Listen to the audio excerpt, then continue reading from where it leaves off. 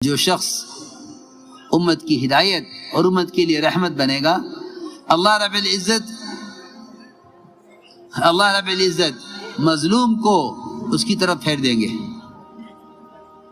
مظلوم کو پھیریں گے اس کی طرف مدد کے لیے۔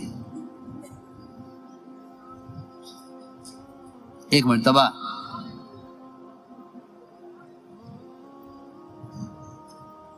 ایک اونٹ دیوانہ ہو گیا مدینہ منورہ میں، اور اونٹ دیوانہ ہو جائے تو اس سے خطرناک کوئی چیز نہیں ہے، تو وہ انسان کی کھوپڑی کو چبا لیتا ہے۔ صحابہ نے عرض کیا کہ ایسا ایسا اونٹ ہے، فرمایا کہاں ہے، دکھاؤ کہاں ہے۔ کہ نہیں آپ نہ آئیے، وہ دیوانہ اونٹ ہے، نقصان پہنچا دے گا، آپ نہ آئیے۔ پوچھا کہاں ہے، کہ اس طرف درختوں میں ہے، باغ میں، آپ چلے اس طرف اکیلے۔ صحابہ چیخ اٹھے اسی طرف ہے، ادھر نہ جائیے۔ آپ چلتے چلے گئے اس کی طرف، اس نے آپ کو دیکھا دور سے آپ کو دیکھا اور چیختا ہوا بڑھا آپ کی طرف۔ صحابہ ڈر گئے کہ ابھی آپ پر حملہ کر دے گا، لیکن اس نے آپ کے قریب آ کر آپ کے کان میں اپنے مالک کی تمام شکایتیں کی، تمام شکایتیں اپنے مالک کی۔ مجھے اتنا چلاتا ہے، اتنا تھکاتا ہے، اتنا بوجھ لاتا ہے، ساری شکایتیں آپ کھڑے ہو کے سنتے رہے۔ فرمایا اس اونٹ کا مالک کون ہے؟ بلایا گیا، کس کا اونٹ ہے؟ کہاں؟ فلاں کا، بلاؤ اس کو۔ بلا کے فرمایا یہ اونٹ تمہاری شکایتیں کر رہا ہے، یہ تمہاری طرف سے یہ زیادتی ہے۔ جنگل کے درندوں کا آپ کے ساتھ ایسا تعلق تھا، ایک مرتبہ پورا وفد آیا بھیڑیوں کا جنگل سے آپ کی خدمت میں، پورا وفد جنگل سے بھیڑیوں کا آپ کی خدمت میں، کہ ہم ایک تجویز لے کر آئے ہیں آپ کے پاس ایک تجویز لے کر آئے ہیں آپ کے پاس۔ ہم سارے جنگل کے بھیڑیوں کی طرف سے ایک جماعت آپ سے بات کرنے کے لیے آئی ہے۔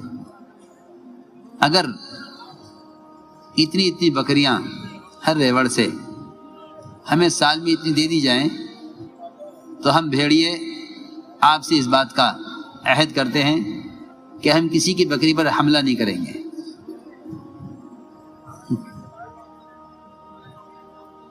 کسی کی بکری پر حملہ نہیں کریں گے، سب محفوظ رہیں گے۔ ادھر صحابہ بیٹھے، ریوڑ کے مالک جن کے ریوڑ تھے بکریوں کے، ادھر بھیڑیے بیٹھے۔ فرمایا آپ نے کہو کیا کہتے ہو؟ یہ بھیڑیے کہہ رہے ہیں، ایک تجویز پیش کر رہے ہیں۔ صحابہ نے کہا رسول اللہ یہ کیسے ہو سکتا ہے، ہم اپنی بکریاں اٹھا کے ان کو دے دیں کھانے کے لیے؟ میں دیکھو یہ کہہ رہے ہیں، ان کی بات پہ غور کر لو،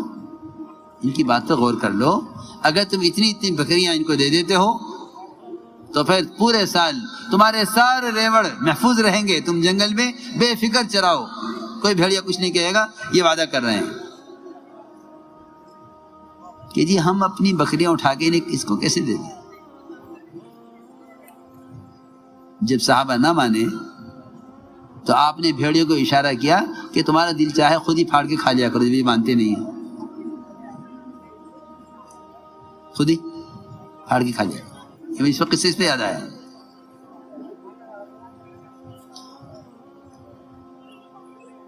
کہ جو واقعی انصاف کرنے والے ہوتے ہیں، اللہ جانوروں کی ضروریات اور ان کے مسائل کو بھی ان سے حل کراتے ہیں، اور جب یہ خود ظالم بن جاتا ہے تو انسان بھی ان کو ظالم کہتے ہیں، انسان بھی ان کے پاس اپنی ضرورت لے کر نہیں آتے، ان کے پاس انسان بھی اپنی ضرورت لے کر نہیں آتے، اور جو منصف ہوتے ہیں ان کے پاس جانور بھی اپنی۔ ایسے بادشاہ گزرے ہیں جنہوں نے اپنے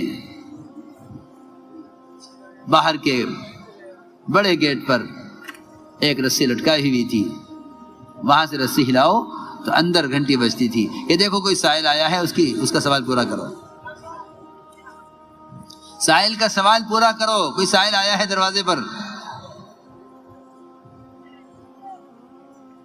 معمول تھا یہ۔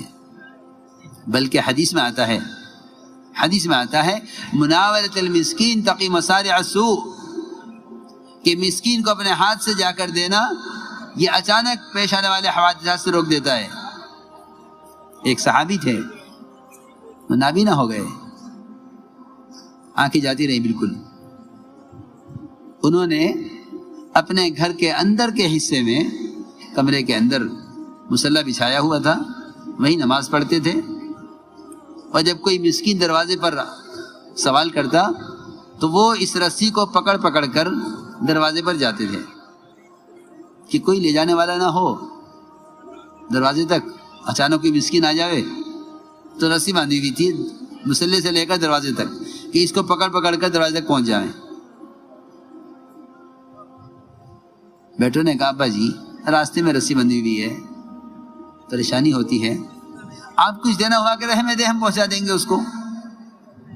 فرمایا نہیں، میں نے یہ سنا ہے فرماتے ہوئے حضور اکرم صلی اللہ علیہ وسلم سے، مناولۃ المسکین تقی مصارع السوء، مسکین کو اپنے ہاتھ سے لے جا کر دینا یہ برے حوادثات سے روک دیتا ہے، بچا لیتا ہے۔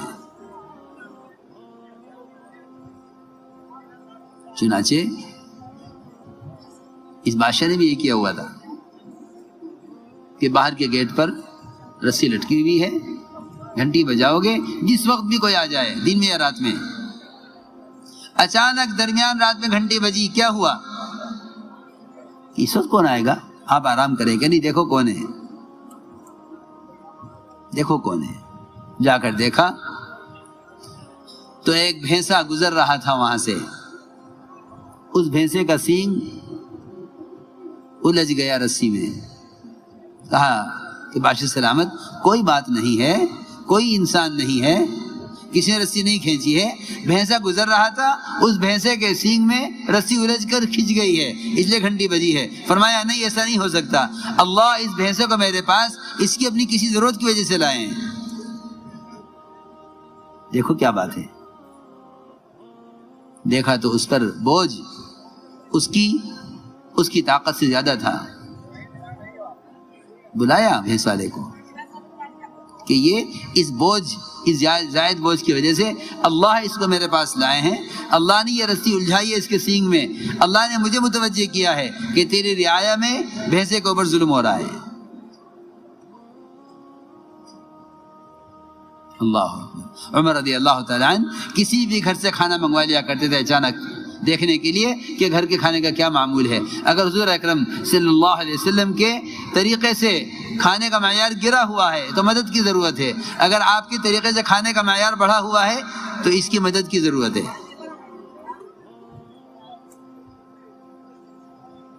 میں یاد کر رہا تھا کہ انسانیت یوں سکھلائی گئی تھی۔ تو وہاں جنگل میں بھیڑیے نے حملہ کیا اس چرواہے کی بکری پر،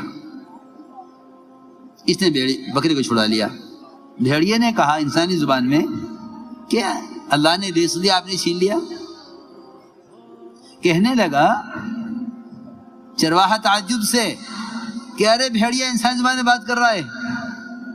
بھیڑیے نے کہا یہ کوئی تعجب کی بات نہیں ہے کہ میں آپ سے انسانی زبان میں بات کر رہا، مجھے تعجب اس پر ہے کہ محمد صلی اللہ علیہ وسلم، بھیڑیے نے کہا چرواہے سے مجھے تعجب اس پر ہے کہ محمد صلی اللہ علیہ وسلم تو مدینہ منورہ میں مسجد نبوی میں صحابہ کرام کو انبیاء کے قصے سنا رہے اور تو یہاں جنگل میں بکریاں چرا رہا۔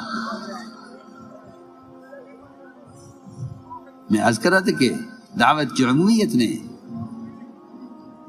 کسی کو کہیں نکلنے نہیں دیا، ہر ایک کا رخ صحیح کیا کہ جاؤ وہاں۔ اس لیے میں نے عرض یہ تھی میری کہ سب سے بنیادی جو ہدایت کا ضابطہ ہے، اللہ نے ہدایت کا ضابطہ دعوت اللہ کو متعین کیا ہے۔ دین کے تمام شعبے اس دعوت کے محنت سے زندہ کرنا مقصود ہے۔ دین کے تمام شعبے دعوت سے زندہ کرنا مقصود ہے، مگر دعوت کہ اصل دعوت نقل و حرکت ہے، اصل دعوت نقل و حرکت ہے۔ کسی بھی ذریعے سے پیغام پہنچانا دعوت نہیں ہے۔ میری بات یہ بات یاد رکھیو، کسی ذریعے سے پیغام پہنچا دینا دعوت نہیں ہے، بلکہ خود جا کر دعوت دینا دعوت ہے۔ یہ بات میری یاد رکھیو ہمیشہ،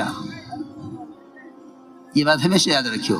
کسی ذریعے سے پیغام پہنچانا یہ دعوت کی سنت نہیں ہے، یہ دعوت کی سنت نہیں ہے، بلکہ خود جا کر دعوت دینا یہ اصل سنت ہے۔ جتنے بھی رواجی طریقے ہیں دین کے پہنچانے کے، یہ تمام کے تمام طریقے رواجی طریقے ہیں۔ رواج اپنی ظلمتوں سے بھرا ہوا ہے اور سنتیں اپنے انوارات سے بھری ہوئی ہیں۔ اس لیے ہم نے عرض کیا کہ سب سے بڑی سنت یہ سنت دعوت ہے۔ حضور اکرم صلی اللہ علیہ وسلم کی دعوت میں سب سے اہم چیز وہ عمومیت ہے۔ آپ نے اپنی محنت سے کوئی قوم، کوئی علاقہ، کوئی رنگ، کوئی زبان، اس بنیاد پر آپ نے محنت نہیں کی ہے، بلکہ آپ نے پہلے دن سے امت کو جمع کیا ہے۔ آپ نے امت کو جمع کیا ہے۔ آپ کی دعوت کی سب سے بڑی خصوصیت یہ ہے کہ آپ کی دعوت تمام انبیاء علیہ السلام کی دعوت سے مختلف ہے۔ کوئی نبی قوم کی طرف، قبیلے کی طرف، علاقے کی طرف، کوئی کسی حرف پیشے کی طرف، اپنے خاندان کی طرف، لیکن آپ صلی اللہ علیہ وسلم آپ ساری امت کی اور تمام انسانیت کی تمام قسموں کی طرف مبعوث ہیں۔ اس لیے آپ کی دعوت میں عمومیت ہے۔ یہ بات ذرا توجہ سے سننی ہوگی کہ ہمارے اس کام میں علاقائی، طبقاتی، زبان کی، رنگ کی، برادری کی، ان تمام نسبتوں پر نہ اس پر دعوت دی جاتی ہے کسی کو، نہ اس نسبت پر کوئی جوڑ کیا جاتا ہے، بلکہ ایک ملک والوں نے ہم سے کہا کہ کوکن برادری کی جماعت ہمارا بھیج دو۔ میں نے کہا بھائی ہم تو امت جانتے ہیں، امت، برادری تو ہم جانتے نہیں، کیونکہ اس امت میں جتنی خوریزی ہے، اس امت میں جتنی بدامنی ہے، اس امت میں جتنے آپس کے جھگڑے ہیں، وہ خدا کی قسم صرف امت کے طبقات میں تقسیم ہونے کی وجہ سے ہیں۔ حضور اکرم صلی اللہ علیہ وسلم نے امت کو تقسیم نہیں ہونے دیا۔ آپ نے امت کو تقسیم نہیں ہونے دیا۔ آپ نے امت کو تقسیم نہیں ہونے دیا، نہ زبان میں، نہ رنگ میں، نہ ذات میں، نہ حیثیت میں، کسی میں نہیں، بلکہ حضور اکرم صلی اللہ علیہ وسلم نے اجنبیوں کو اپنوں کے درمیان اونچا مقام دے کر بتلایا کہ امت اس طرح بنتی ہے۔ بلال رضی اللہ تعالیٰ حبشیہ کے ہیں، کالے ہیں، عرب نہیں ہیں، آپ نے اذان کا، آپ نے ان کو اذان کا عہدہ دے کر یہ بتلایا کہ ہمارے ہاں کالوں کی، دور والوں کی یہ حیثیت ہے۔